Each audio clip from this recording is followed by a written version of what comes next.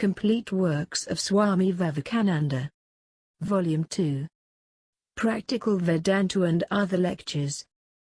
The Way to the Realization of a Universal Religion. Delivered in the Universalist Church, Pasadena, California, 28th of January 1900. No search has been dearer to the human heart than that which brings to us light from God.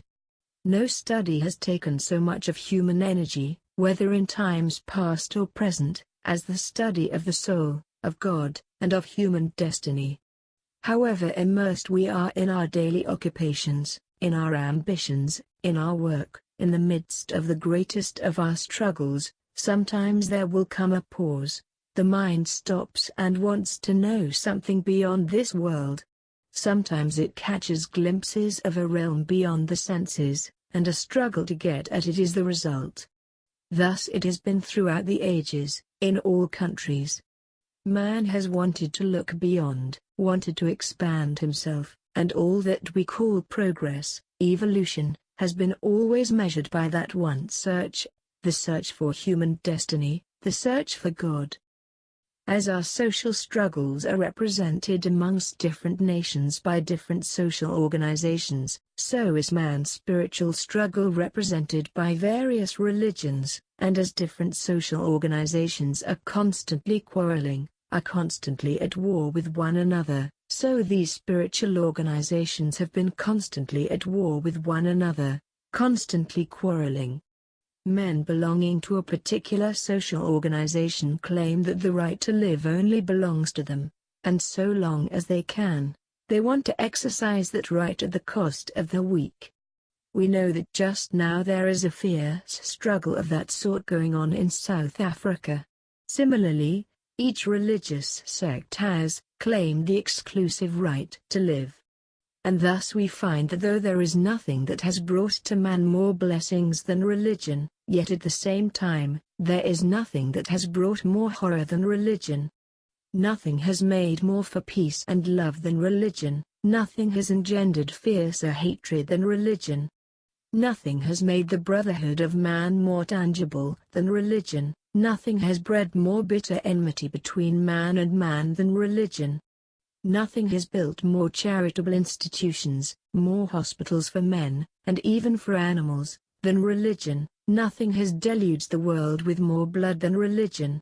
We know, at the same time, that there has always been an undercurrent of thought. There have been always parties of men, philosophers, students of comparative religion who have tried and are still trying to bring about harmony, in the midst of all these jarring and discordant sects. As regards certain countries, these attempts have succeeded, but as regards the whole world, they have failed. There are some religions which have come down to us from the remotest antiquity, which are imbued with the idea that all sects should be allowed to live, that every sect has a meaning, a great idea, embedded within itself, and, therefore it is necessary for the good of the world and ought to be helped. In modern times the same idea is prevailing and attempts are made from time to time to reduce it to practice. These attempts do not always come up to our expectations, up to the required efficiency. Nay, to our great disappointment, we sometimes find that we are quarreling all the more. Now, leaving aside dogmatic study, and taking a common-sense view of the thing, we find at the start that there is a tremendous life power in all the great religions of the world. Some may say that they are ignorant of this, but ignorance is no excuse. If a man says I do not know what is going on in the external world, therefore things that are going on in the external world do not exist, that man is inexcusable. Now, those of you that watch the movement of religious thought all over the world are perfectly aware that, not one of the great religions of the world has died. Not only so, each one of them is progressive. Christians are multiplying, Mohammedans are multiplying, the Hindus are gaining ground, and the Jews also are increasing, and by their spreading all over the world and increasing rapidly, the fold of Judaism is constantly expanding. Only one religion of the world, an ancient, great religion, has dwindled away, and that is the religion of Zoroastrianism, the religion of the ancient Persians. Under the Mohammedan conquest of Persia, about 100,000 of these people came, and took shelter in India, and some remained in ancient Persia. Those that were in Persia, under the constant persecution of the Mohammedans, dwindled down till there are at most only 10,000. In India there are about 80,000 of them, but they do not increase. Of course, there is an initial difficulty: they do not convert others to their religion. And then, this handful of persons living in India, with the pernicious custom of cousin marriage, do not multiply. With this single exception, all the great religions are living, spreading, and increasing. We must remember that all the great religions of the world are very ancient, not one has been formed at the present time, and that every religion of the world owes its origin to the country between the Ganga and the Euphrates. Not one great religion has arisen in Europe, not one in America, not one. Every religion is of Asiatic origin and belongs to that part of the world. If what the modern scientists say is true, that the survival of the fittest is the test, these religions prove by their still living that they are yet fit for some people. There is a reason why they should live: they bring good to many. Look at the Mohammedans, how they are spreading in some places in southern Asia, and spreading like fire in Africa. The Buddhists are spreading all over Central Asia, all the time. The Hindus, like the Jews, do not convert others. Still gradually, other races are coming within Hinduism, and adopting the manners and customs of the Hindus and falling into line with them. Christianity, you all know, is spreading, though I am not sure that the results are equal to the energy put forth. The Christians' attempted propaganda has one tremendous defect, and that is the defect of all Western institutions: the machine consumes 90% of the energy. There is too much machinery. Preaching has always been the business of the Asiatics. The Western people are grand in organization, social institutions, armies, governments, etc., but when it comes to preaching religion, they cannot come near the Asiatic, whose business it has been all the time, and he knows it, and he does not use too much machinery. This then is a fact in the present history of the human race, that all these great religions exist and are spreading and multiplying. Now, there is a meaning, certainly, to this, and had it been the will of an all-wise and all-merciful Creator that one of these religions should exist and the rest should die, it would have become a fact long, long ago. If it were a fact that only one of these religions is true and all the rest are false, by this time it would have covered the whole ground. But this is not so. Not one has gained all the ground. All religions sometimes advance, sometimes decline. Now, just think of this: in your own country there are more than 60 millions of people, and only 21 millions professing religions of all sorts. So it is not always progress. In every country, probably, if the statistics are taken, you would find that religions are sometimes progressing and sometimes going back. Sects are multiplying all the time. If the claims of a religion that it is all the truth and God has given it at all this truth in a certain book were true, why are there so many sects? 50 years do not pass before there are 20 sects founded upon the same book.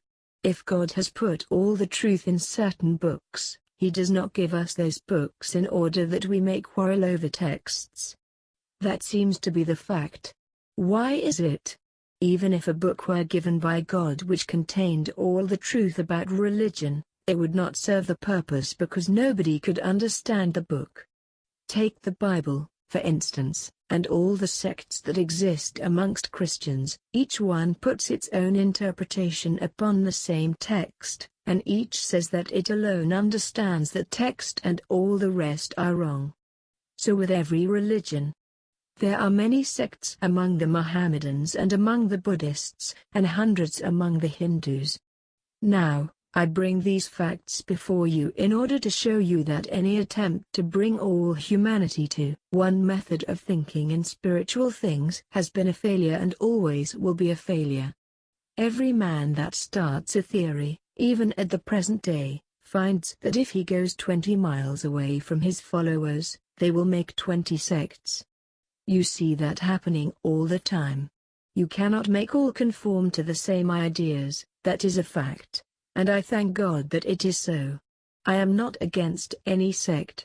I am glad that sects exist, and I only wish they may go on multiplying more and more. Why? Simply because of this: if you and I and all who are present here were to think exactly the same thoughts, there would be no thoughts for us to think. We know that two or more forces must come into collision in order to produce motion. It is the clash of thought, the differentiation of thought, that awakes thought.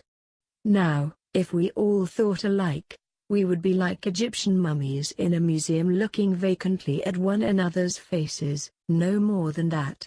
Whirls and eddies occur only in a rushing, living stream. There are no whirlpools in stagnant, dead water. When religions are dead, there will be no more sects. It will be the perfect peace and harmony of the grave. But so long as mankind thinks, there will be sects. Variation is the sign of life, and it must be there. I pray that they may multiply so that at last there will be as many sects as human beings, and each one will have his own method, his individual method of thought in religion. But this thing exists already.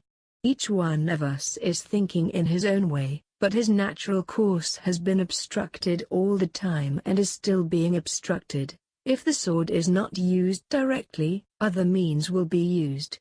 Just hear what one of the best preachers in New York says. He preaches that the Filipinos should be conquered because that is the only way to teach Christianity to them. They are already Catholics, but he wants to make them Presbyterians, and for this, he is ready to lay all this terrible sin of bloodshed upon his race. How terrible! And this man is one of the greatest preachers of this country, one of the best informed men. Think of the state of the world when a man like that is not ashamed to stand up and utter such arrant nonsense, and think of the state of the world when an audience cheers him. Is this civilization? It is the old bloodthirstiness of the tiger, the cannibal, the savage, coming out once more under new names, new circumstances. What else can it be? If the state of things is such now, think of the horrors through which the world passed in olden times, when every sect was trying by every means in its power to tear to pieces the other sects. History shows that the tiger in us is only asleep, it is not dead. When opportunities come, it jumps up and, as of old, uses its claws and fangs. Apart from the sword, apart from material weapons, there are weapons still more terrible: contempt, social hatred, and social ostracism. Now, these are the most terrible of all inflictions that are hurled against persons who do not think exactly in the same way as we do. And why should everybody think just as we do? I do not see any reason. If I am a rational man, I should be glad they do not think just as I do. I do not want to live in a grave-like land. I want to be a man in a world of men. Thinking beings must differ. Difference is the first sign of thought. If I am a thoughtful man, certainly I ought to like to live amongst thoughtful persons where there are differences of opinion. Then arises the question, how can all these varieties be true? If one thing is true, its negation is false. How can contradictory opinions be true at the same time? This is the question which I intend to answer. But I will first ask you, are all the religions of the world really contradictory? I do not mean the external forms in which great thoughts are clad. I do not mean the different buildings, languages, rituals, books, etc. employed in various religions, but I mean the internal soul of every religion. Every religion has a soul behind it, and that soul may differ from the soul of another religion, but are they contradictory? Do they contradict or supplement each other? That is the question. I took up the question when I was quite a boy, and have been studying it all my life. Thinking that my conclusion may be of some help to you, I place it before you. I believe that they are not contradictory, they are supplementary. Each religion, as it were, takes up one part of the great universal truth, and spends its whole force in embodying and typifying that part of the great truth. It is, therefore, addition, not exclusion.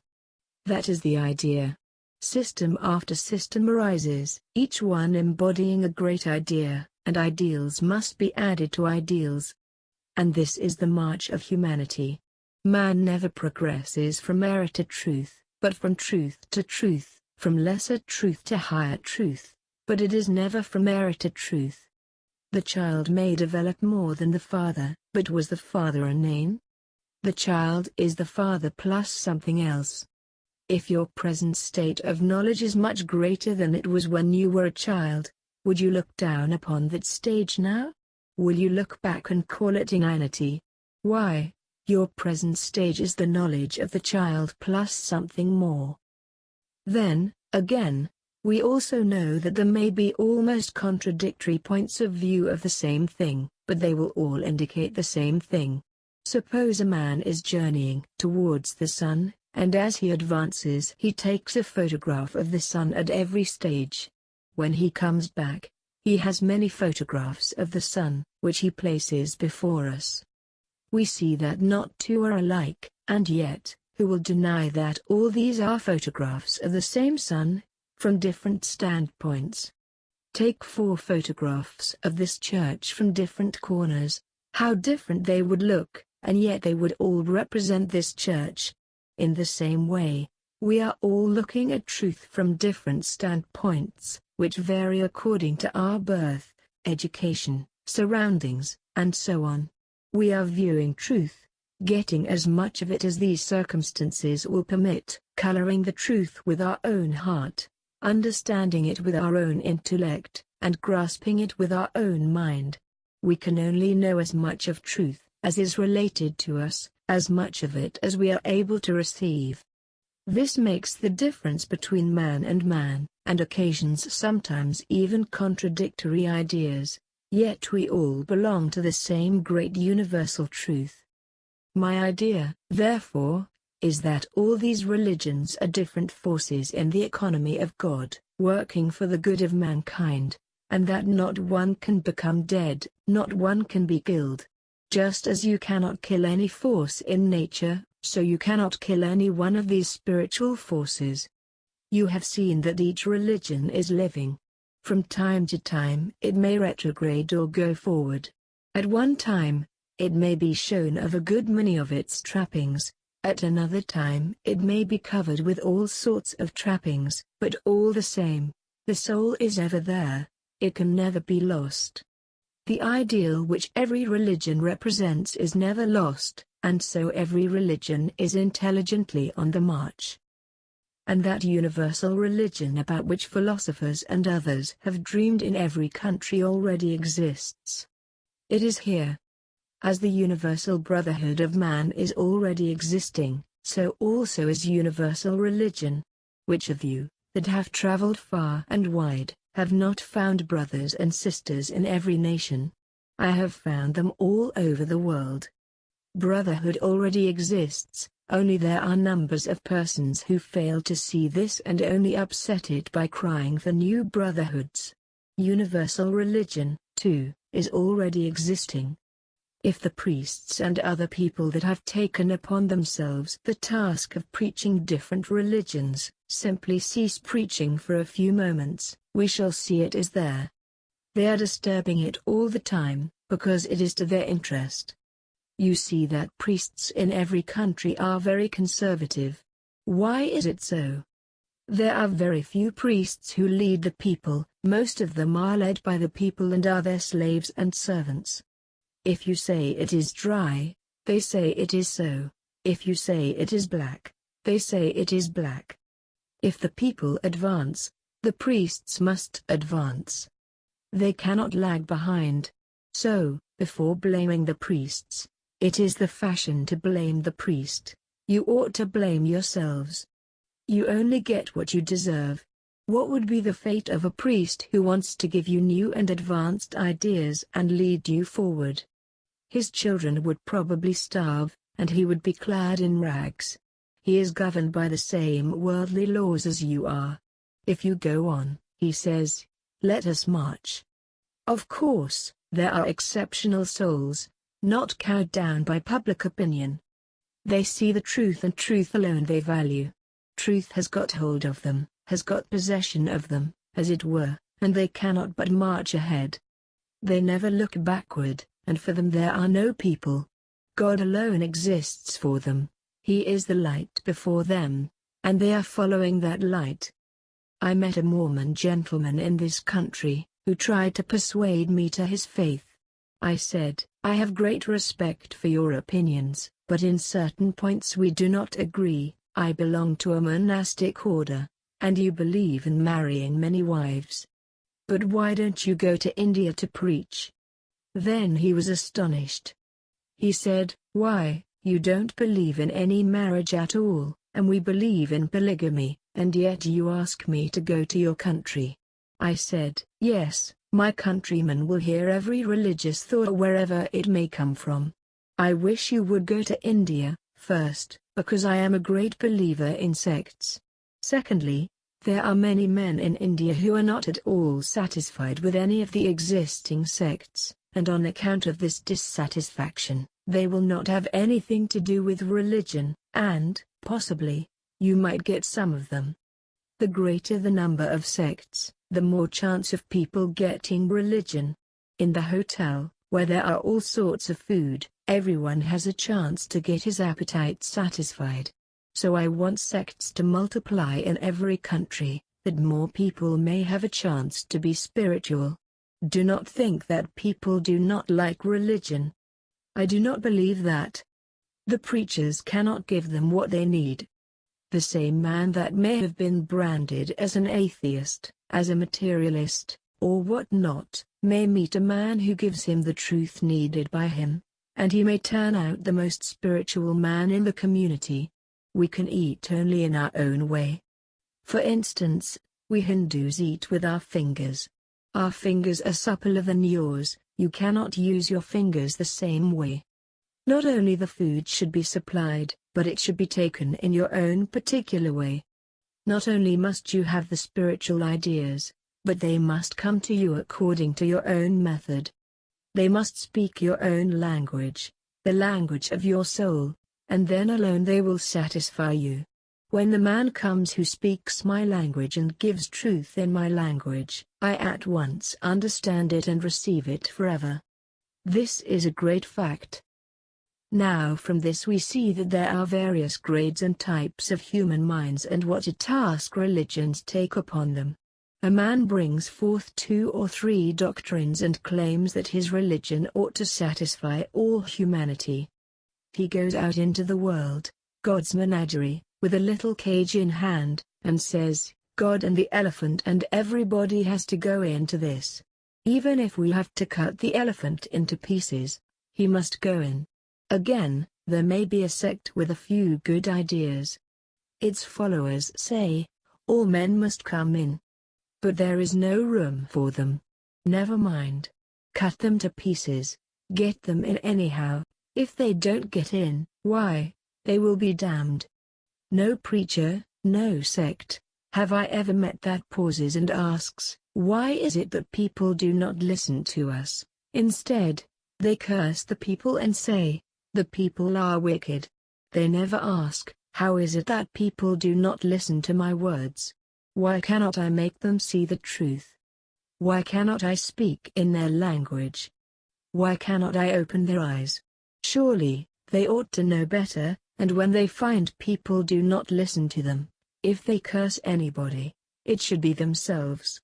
But it is always the people's fault. They never try to make their sect large enough to embrace everyone.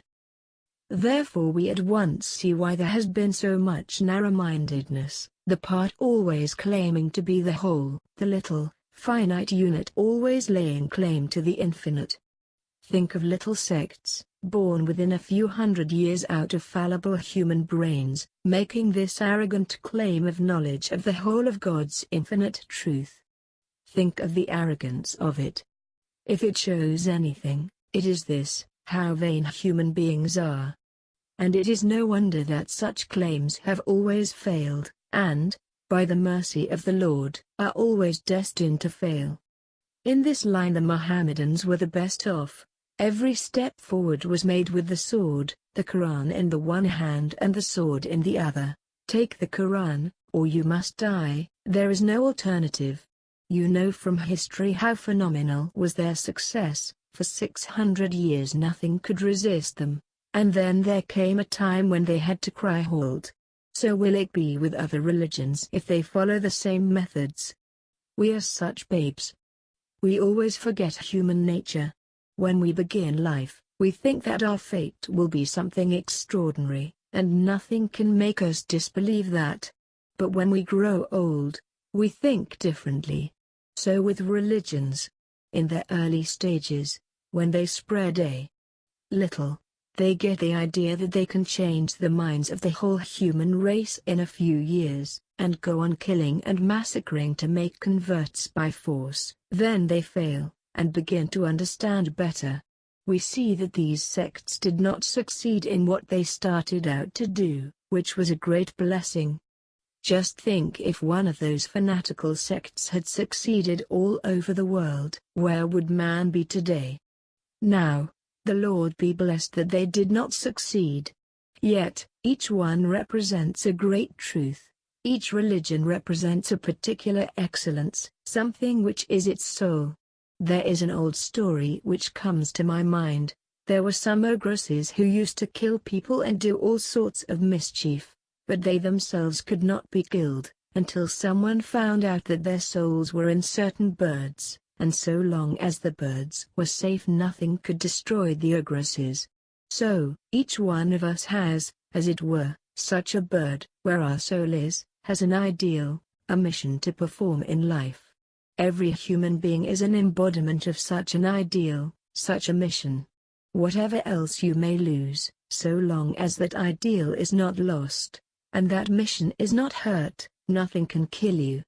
Wealth may come and go, misfortunes may pile mountains high, but if you have kept the ideal entire, nothing can kill you. You may have grown old, even 100 years old, but if that mission is fresh and young in your heart, what can kill you? But when that ideal is lost and that mission is hurt, nothing can save you. All the wealth, all the power of the world will not save you. And what are nations but multiplied individuals? So, each nation has a mission of its own to perform in this harmony of races, and so long as that nation keeps to that ideal, that nation nothing can kill. But if that nation gives up its mission in life and goes after something else, its life becomes short, and it vanishes. And so with religions. The fact that all these old religions are living today proves that they must have kept that mission intact, in spite of all their mistakes, in spite of all difficulties, in spite of all quarrels, in spite of all the incrustation of forms and figures. The heart of every one of them is sound. It is a throbbing, beating, living heart. They have not lost, any one of them, the great mission they came for. And it is splendid to study that mission. Take Mohammedanism, for instance. Christian people hate no religion in the world so much as Mohammedanism. They think it is the very worst form of religion that ever existed. As soon as a man becomes a Mohammedan, the whole of Islam receives him as a brother with open arms, without making any distinction, which no other religion does. If one of your American Indians becomes a Mohammedan, the Sultan of Turkey would have no objection to dine with him. If he was brains, no position is barred to him. In this country, I have never yet seen a church where the white man and the Negro can kneel side by side to pray. Just think of that. Islam makes its followers all equal, so that, you see, is the peculiar excellence of Mohammedanism. In many places in the Quran you find very sensual ideas of life.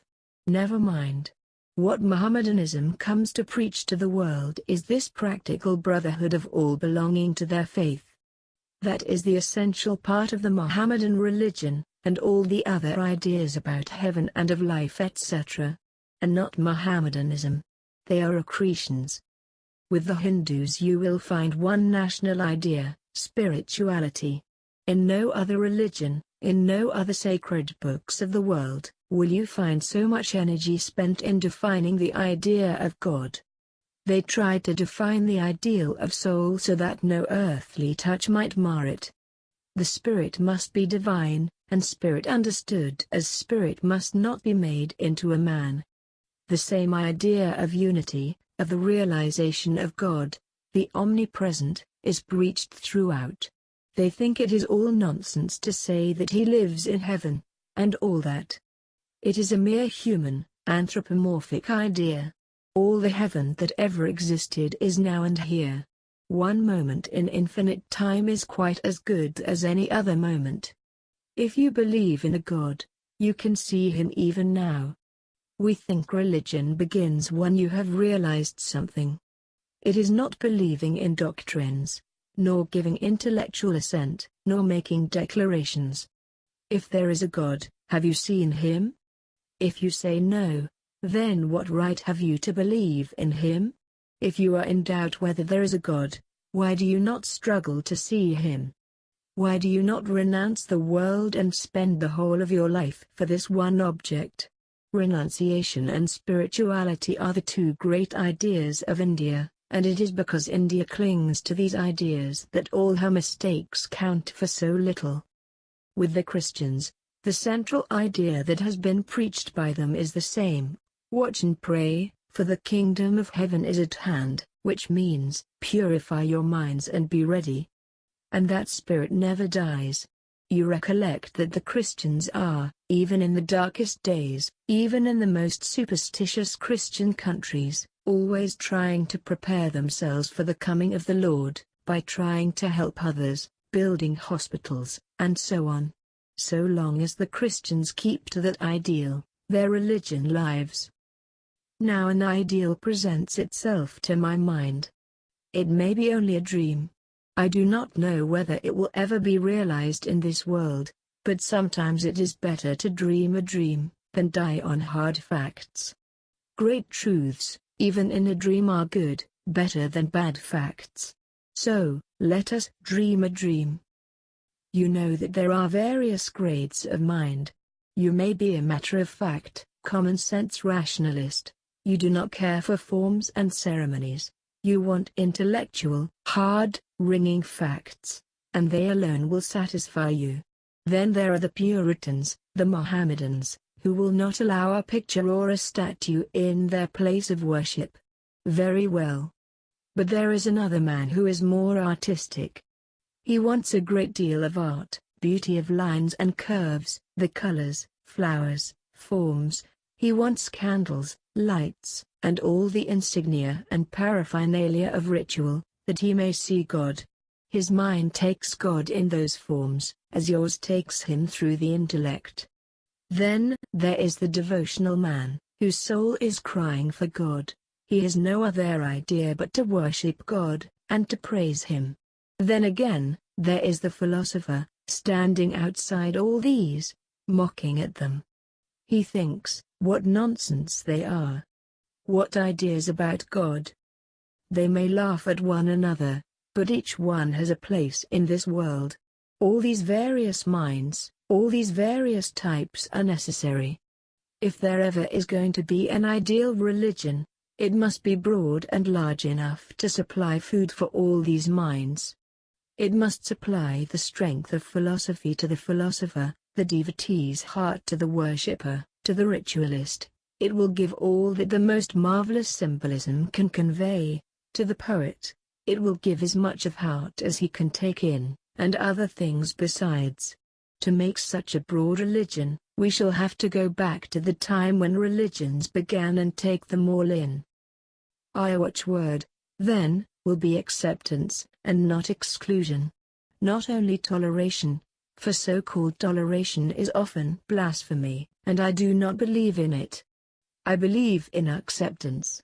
Why should I tolerate? Toleration means that I think that you are wrong and I am just allowing you to live. Is it not a blasphemy to think that you and I are allowing others to live? I accept all religions that were in the past, and worship with them all. I worship God with every one of them, in whatever form they worship Him.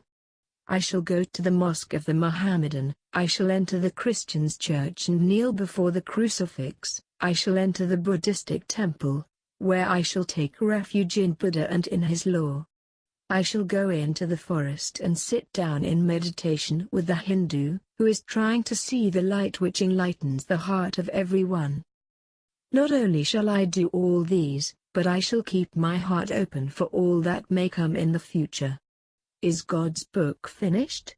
Or is it still a continuous revelation going on? It is a marvelous book, these spiritual revelations of the world.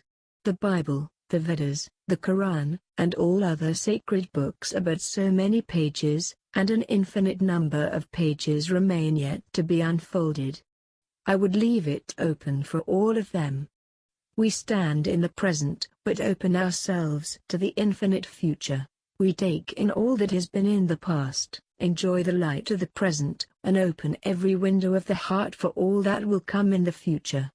Salutation to all the prophets of the past, to all the great ones of the present, and to all that are to come in the future.